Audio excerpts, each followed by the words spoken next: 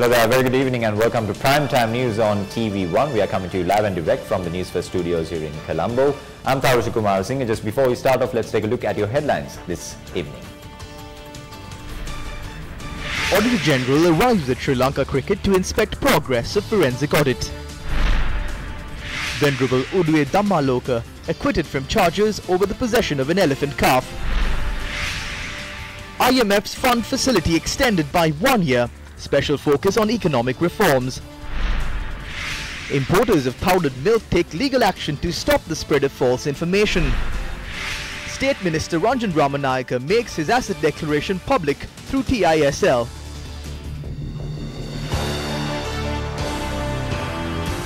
Taking a look at your lead story this evening, the Auditor General made a surprise visit to Sri Lanka cricket this morning to inquire the process of the audit taking place on SLC.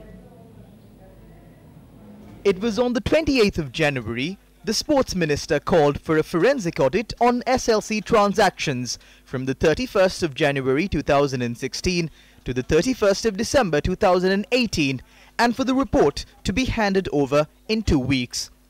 Reports indicate that the forensic audit will be conducted until the 31st of this month. Auditor General Gamini Vijay Singha arrived at the premises of SLC to inquire into the progress of the report. Issuing a media release, SLC stated that the Auditor General met with the Chief Operations Officer of SLC, Jerome Jayaratna. SLC's release states that the discussions ended on a positive note. According to an SLC statement, COO Jerome Jayaratna informed the Auditor General that SLC Executive Committee directed the senior management to extend their fullest cooperation and assistance in conducting the forensic audit of the SLC accounts. However, an email from SLC's accounting officer Kamalika Jayasekara sent last night claims all information to be provided to audit personnel must be first sent to the internal auditors and thereafter it will be sent to the national auditor. This message was sent to 20 high-ranking officials at SLC. The email further states that the compatibility of the information will be assessed by the internal audit officials before the information is forwarded to the Auditor General's department. According to the National Audit Act No. 19 of 2018, officials are duty-bound to support the officials of the audit department to carry out their services. What are the powers that allow this official at SLC to ignore this duty and influence other officials to first submit to her all relevant information? Is she attempting to protect corrupt officials? Former Minister of Sports Faiza Mustafa had employed the company Ernst & Young to conduct the audit at SLC for the time period from the 1st of January 2013 to the 31st of August 2018. However, what happened to that audit report remains a mystery. The time period covered by the audit report is also questionable. The reason for this is the fact that details of massive financial fraud inside SLC was only revealed a week after the end of that time period, that is on the 5th of September 2018. We revealed details of an impending massive financial fraud when $5.5 million due to SLC for broadcasting the England matches was to be automatically transferred from a Malaysian account to an American account. If there was in fact a true motive to reveal details of this fraud through an audit report, steps could have been taken to inquire into this incident during that time period. The fact that it was not done creates ambiguity around their intention. It was also reported that the final payment for broadcasting rights of the South African tour was transferred to an American account. Amidst all of these irregularities, the response of Sri Lanka cricket towards the compilation of an audit report that would potentially shed light on the real situation inside SLC is suspicious, to say the least. Our plea to the Auditor General is to continue with his investigations. Our organization worked for the betterment of cricket over many decades. It is no secret that our company was instrumental in securing the test status for Sri Lanka cricket. We extended our support to the cricketers at a time when the industry was not earning massive profits and there was no power struggle in the governing body of this great sport. Therefore, we have a right to speak about the sport, and we stress that audits on cricket in Sri Lanka is an absolute must. It should be noted the transactions that took place from the time of the previous government should also be included in these audits. Now, the International Monetary Fund has agreed to extend Sri Lanka's 1.5 billion loan program by 1 year and has reached staff-level agreement to disperse the 6th tranche of the loan. The International Monetary Fund reached a staff-level agreement on the 5th review of Sri Lanka's extended fund facility. Manuela Goretti, the head of visiting IMF team, in a statement said the team welcomes the authorities' efforts to bring their economic reform program back on track following the political turmoil of late 2018. The IMF has already disbursed $1 billion of the $1.5 billion loan through 5 tranches. The IMF extended the EFF arrangement for an additional year, with the remaining disbursements being evenly spread over this period. Accordingly, the IMF staff will prepare a report that, subject to management approval, will be presented to the IMF's executive board for discussion and decision. According to Reuters, with this, investors would be very comfortable coming to Sri Lanka. It adds the loan is crucial for Sri Lanka, which plans to sell up to $3 billion of bonds as early as next week and needs the IMF program to continue to ensure more attractive borrowing terms. However, the IMF says, subject to the planned submission to Parliament of the 2019 budget, consistent with the EFF-supported program, the board is expected to consider Sri Lanka's request for completion of the 6th review in May 2019. Under the EFF-supported program, sustained fiscal consolidation through domestic revenue mobilization and prudent spending remains priority. Consistent implementation of the 2018 Inland Revenue Act and modernization of the Inland Revenue and Customs departments are also expected. In the background of Sri Lanka's current economic reform programs, the IMF predicts real GDP growth to improve to about 3.5% this year. Still on your headline making news now, milk powder importers have initiated collective legal action against false information about the safety of New Zealand milk powder imported to Sri Lanka. Issuing a communique, companies importing powdered milk said that the action was filed against the spreading of false information about the safety of New Zealand milk powder imported to Sri Lanka to gain competitive advantage by Palwatha Dairy Industries and Mr. Ariyasila De Silva Vikramanayake. This case was filed jointly by Fonterra brands Lanka, Melbourne Milk Powders and Diamond Milk Products. The companies reiterated the quality and safety of every batch of imported milk powder is tested and verified by the Sri Lanka Standard Institution, the Sri Lanka Atomic Energy Board, food laboratories of the Ministry of Health and the Industrial Technology Institute prior to release. A statement adds all imported shipments are accompanied by lab analysis reports in line with the Sri Lankan regulations and directives from Sri Lanka's Health Ministry. The release also goes on to note that all imported consignments are accompanied by a health certificate from the New Zealand Ministry of Primary Industries that certifies the safety and quality of the products, including confirmation that they do not contain fats or oils of non-dairy origin. The National Economic Council says that a mechanism and a time frame is required to settle the ETI depositors and to stabilize the company.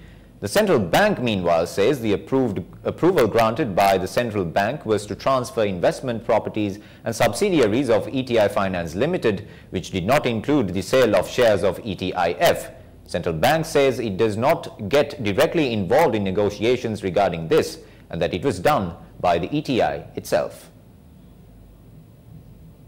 ETI Finance was faced with a financial crisis while approximately 34 billion rupees had been deposited in the bank by over 24,000 people in the country. The central bank said that the policy approval was granted to the business plan of a locally established company, Ben Holdings, to revive ETIF. Ben Holdings is a local agent of the Blue Summit Capital Management Company based in Singapore. The investment, which was decided at $75 million, had been reduced by $5 million. The central bank says that since Swarnamahal Finance is still under the ETI, steps were taken to reduce the $5 million. The investor has already paid $54 million out of the $70 million and another $16 million has to be paid. The central bank notes that the remaining $16 million had been sent to a local bank, and as a result of the uncertainty surrounding the transaction, that money had been withdrawn by the investor. The central bank notes that there was no other local party that showed interest to purchase the assets when the decision was taken to sell them off. The National Economic Council, appointed by the President, says that 2 local investors attempted to invest in the assets belonging to ETI on multiple occasions and that the central bank was aware of it. The council points out, under these circumstances, it was problematic that the deal was set at $70 million. They also point out that it was further problematic that a decision was taken to not purchase Swarnamahal Financial Services and that it was estimated at $5 million. The NEC points out that there is no definite time frame as to when the remaining $16 million will be received. The council reiterates the importance of a comprehensive report regarding the sources of income and the transaction of purchasing assets of ETI. Now, meanwhile, the Association to Protect the ETI Depositors met with Minister of Power, Energy and Business Development Ravi Karunanayake last evening.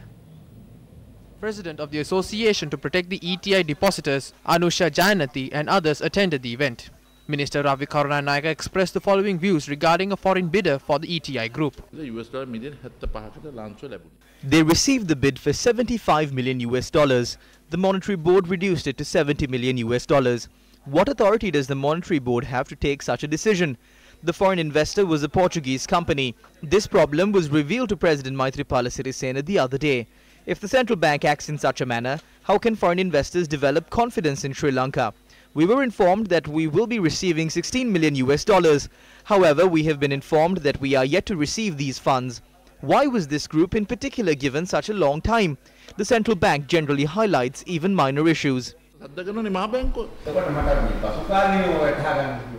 We learnt in the recent past that Mano Tittawalla, Chandrika Kumaratunga and Mangala Samravira and few others had proposed to the Prime Minister to remove you from the Ministry of Finance.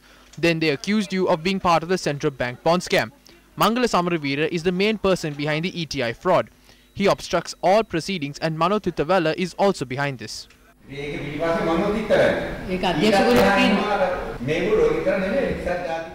There are other 3 names from the United National Party who is connected to this matter. Every time we go to courts, the case is not heard and is postponed to another day. The commission from this fraud was shared between 3 ministers who are past pupils of Royal College, not Minister Karunanayake. The real investor has been put aside and different groups are now working with the government. A group of 3 to 4 former leaders are creating problems and blaming the UNP.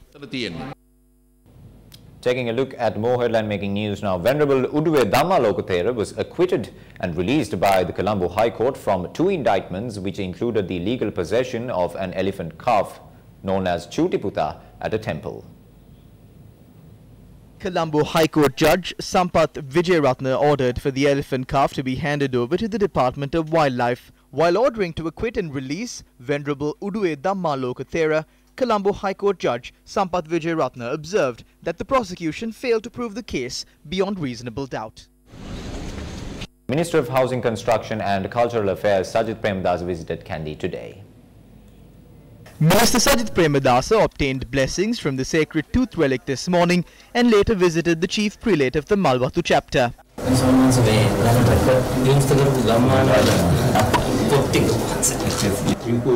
Cultural triangle and archaeology cannot be focused at the same time but serve the same purpose. Only difference is archaeology department lacks necessary funds. The cultural triangle doesn't. That's the difference. When we focus on archaeology, we lack funds. The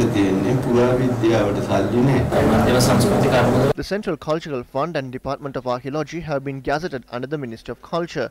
By doing so, it is necessary the 2 departments work in a very coordinated manner. Well-educated children who are archaeological graduates in this society, we hope to recruit them to the Parliament to fill the vacancies and form an efficient religious service. The minister arrived at the Askiri Mahaviharya and visited the chief prelate of the Askiri chapter of the Siam sect.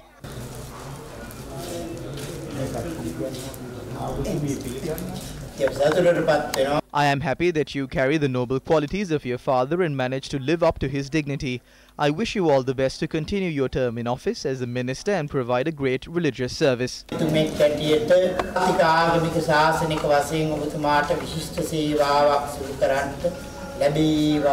Later, the foundation stone for the western entrance of the Askiri Mahaviharya was laid under the patronage of the minister. There are a number of sections of amending the Archaeology Act. We are hoping that the order of the minister will be considered and the act will be amended in the meantime. We are ready to do this under the advice of the Mahanayaka Thera. Development projects of 200 schools were opened today under the Langama Pasala Hondama Pasala, or the nearest school is the best school project. This national program was held under the auspices of Prime Minister Ranil Wickremesinghe at the Kuliyapitiya Municipal Council grounds. The Prime Minister first declared open the management and the classroom buildings at St. Joseph's College, Kuliyapitiya. Then the Prime Minister declared open the auditorium of the Sarnath College in Kuliyapitiya. Afterwards, the Prime Minister attended the main function of the national program. The event was attended by a number of dignitaries, including Minister of Education Akila Viraj Karyavasam. We never wanted to build super schools. We wanted to build wholesome schools. This initiative was brought to build schools with all the facilities. Parents of this country want their children to be admitted to the most popular school.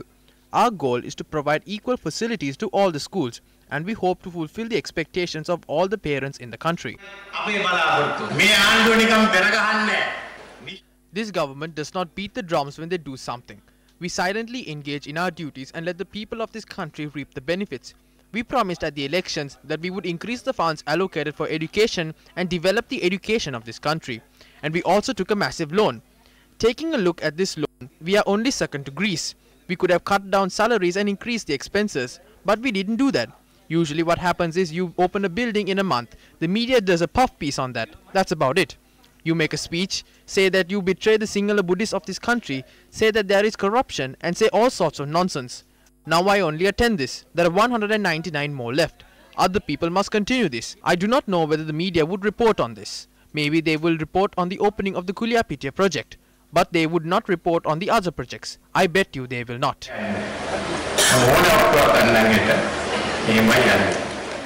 Except this event, where the Prime Minister made such remarks about the media, many other openings of school buildings and development projects were seen across the island. Development projects, 200 schools in the country, are to be opened according to the Ministry of Education, and our reporters were able to cover those occasions. Minister Lakshman Kiriyalla declared open the technical laboratory, a school, and a 3-storied building with classrooms in the Sri Rahula National School in Katugastota. The opening of a new technical laboratory at the Samudra Devi Girls' School in Ambatale held today. Parliamentarian S.M. Marikar presided over the event as the chief guest. Under this national program, the 2-storied building of the Archbishop's College in Nayaka Kanda Handalavattala was opened, and Minister John Amaratunga presided as the chief guest of the event.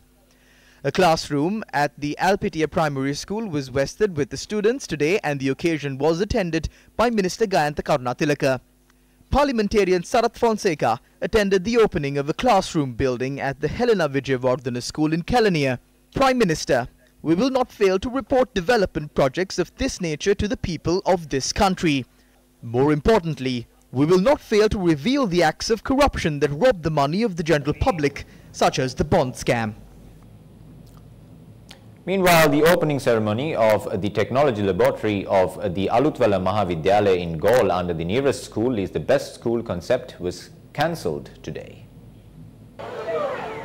The building was scheduled to be opened by the chief organizer of the Ambalangoda electorate of the UNP, Bennett Paniyanduva. Water, electricity and other basic facilities have not yet been provided for this building. The Old Boys Association and the parents had informed that the building cannot be opened under these conditions.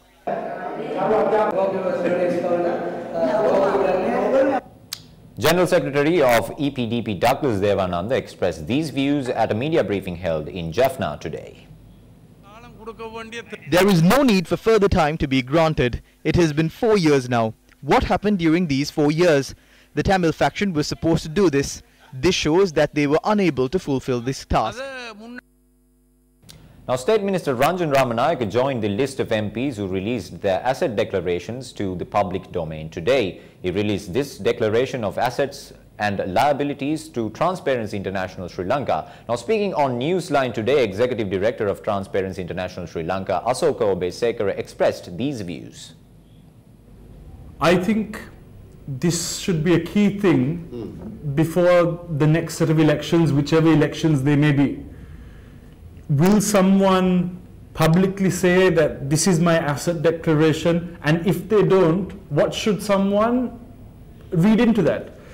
And let me tell you one thing. I'm not saying that, you know, in the asset declaration you get all the account numbers and everything. Please redact, you know, an account number. That's fine, but just keep all the contents. You know, doesn't need to be like a personal information like an account number. But what if you do not? If you are unwilling to put that sort of information in there, what is the inference that can be derived from that? Indeed. The Medicare Exhibition was held for the 10th consecutive year today at the BMICH this morning. The event was held under the patronage of Minister of Health, Nutrition and Indigenous Medicine, Dr. Rajitha Senaratna. The event was attended by State Minister of Health, Faisal Qasim, and many other local and foreign delegates. We have started almost all the new innovations actually of medical field in this country. That is for the poor people of this country in the state sector. We have started the e-health card, the electronic card for the health sector. And in 2016 I initiated computerizing the hospitals. Every year I completed 100 hospitals. By this year about 300 hospitals are totally, mostly computerized. The other one is we are starting the drone transport, which is very quick. Even there is a disaster, you need blood, you need drugs. If the time matters, it's very important. So you can even how much of drugs, how much of blood you need, you can transport through the drones. Though it was called free health services, it was not free. Sri Lanka as a country is on its way and on the right path to achieve this goal of universal health and well-being. And it has made remarkable progress and can further accelerate by using technology and innovations which are now increasing as we are just speaking. Investment in universal health and universal education has helped this country achieve tremendous gains in terms of health and well-being of the people. For us, collaboration is celebration, partnership is progress. In our part of the world, both in India and in Sri Lanka, healthcare has always been looked at in a holistic way. Preventive healthcare has been equally important as curative healthcare. Last year, we also gifted equipment worth 100 million Sri Lankan rupees to Vavuniya Hospital. We are also setting up a new surgical unit for around 275 million Sri Lankan rupees in Batticaloa Teaching Hospital. Still in local news, a directory for understanding the national quality infrastructure and the service provided by the institutional framework for SMEs in Sri Lanka, QI Catalogue Sri Lanka, was launched yesterday. Minister of Industry and Commerce Rishad Badiuddin, Non-Cabinet Minister of Science, Technology and Research Sujiva Senasinghe and EU Ambassador for Sri Lanka Tunglai Mog attended the event. We should understand that Sri Lanka is still a small and vulnerable economy and is equally subjected to international trade demands made on larger economies of the world. Therefore, there is no doubt that our quality infrastructure should be updated in par with global standards. Quality Infrastructure Catalogue launched today is a directive for understanding the national quality infrastructure and its services in Sri Lanka. Therefore, today's initiative is the vital step towards greater global market access for Sri Lankan export as well as Sri Lankan brands in competitive international trade. I've been fortunate to be a part of this from the beginning. First, when I was the Minister International Trade, State Minister for International Trade, I was given the task of leading NES, National Export Strategy. ITC International Trade Center has funded us with a NES program with about 6 million euros, and World Bank, Asian Development Bank, Harvard funded us our Harvard program with my ministry. And with this, we have laid down a good infrastructure for the future. Good governance, that was our main topic with our government. And we have been identified as the champions of democracy by the G7 countries. The Malay community in Sri Lanka launched a movement called Bangun or Wake Up at the YMMA Conference Auditorium under the patronage of Attorney at Law T.K. Azur. So this is how we propose to go ahead in this. We want to mobilize the resources, mobilize the support of all the Malays in the island to vote in one particular way. We want them to come under a particular discipline and vote at a particular time. Once we mobilize all these votes, we are going to meet the presidential candidates who are coming up. We know there should be a presidential election this year. We are going to meet the main candidates and the persons whom we think we can support and who are worthy of support, and tell them that we will give you all the Malay votes. In return, that they must sign an MOU with us that at the next general election, parliamentary general election, they would send a Malay to the parliament. In your sports news this evening, Suranga Ranavira from the Aleut Vela Muhammad Ali Municipal Council won the first phase of the Air Force Cycle Tour.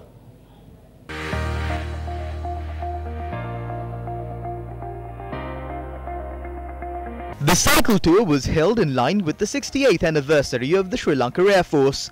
The event began from the Air Force headquarters. Air Force Commander Air Vice Marshal Kapila Jayampati and Group Director of the Capital Maharaja Organization Siobhan Daniel attended the event. MTV MBC are the official media sponsors for the event. 148 participants took part in the first phase of the event that extended along 114 kilometers. Suranga Ranavira from the Aleut Vela Muhammad Ali Municipal Council was placed first, while Pathum Sampath from the Sri Lanka Army was placed second. Shenar Chamod from the Port Authority came in at third.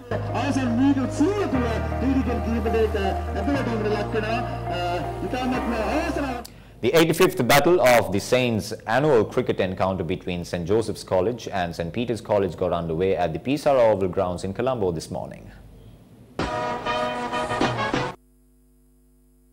The Josephians won the toss and invited the Peterites to take the first slice of the wicket.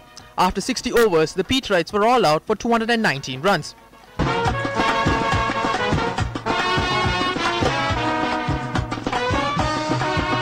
Santosh Gulatilaka was not out for 72 and Dinit Anjula scored 41. In the bowling department, Ashen Daniel took 3 wickets for 58 runs and Lakshan Gamage took 2 wickets for 38.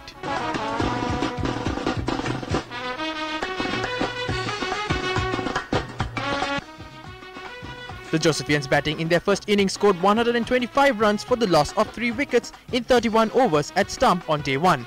Joanne De Silva scored 45 for the Josephians. Siobhan Fonseca was not out for 35.